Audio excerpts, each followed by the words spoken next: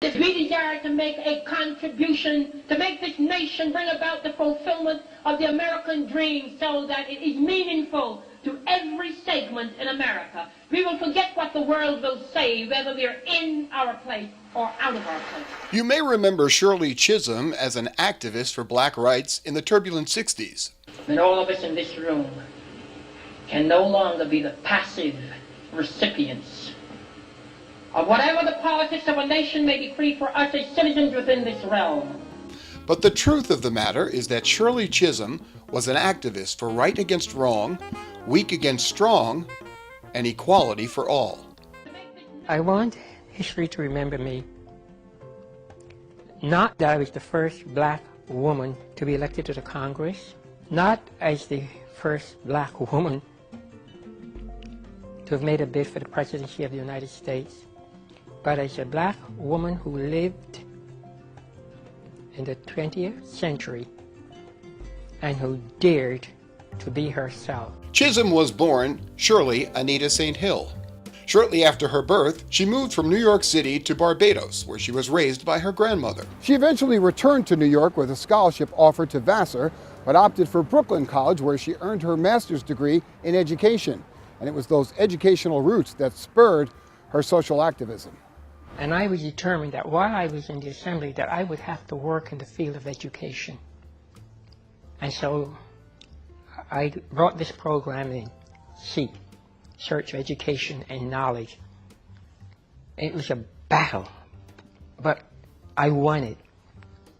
I won it, and black youth were able to get scholarships, and black youth were able to move out. As part of her grassroots effort to upgrade educational opportunities in her community, she helped form the Unity Democratic Group in 1960, and her destiny in politics unfolded.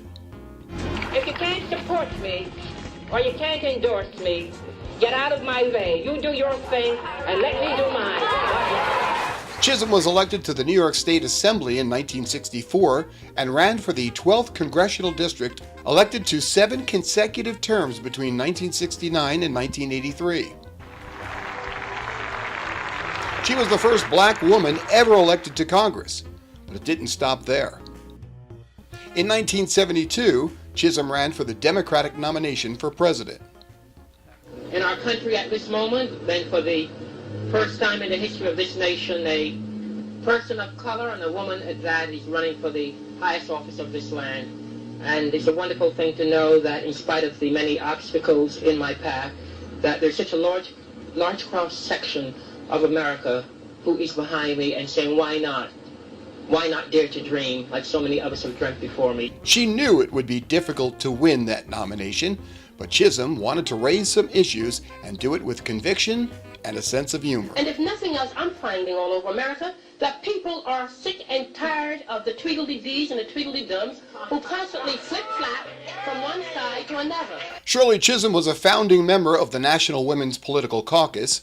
She helped form the National Political Congress for Black Women and worked to ensure that women teachers on maternity leave still qualified for tenure. Teachers were so upset. They go on maternity leave and nobody does anything. You know, you go, you come back, you don't have your job. And so I fought that, and I won that. Shirley Chisholm, unbought, unbossed, and dared to be herself.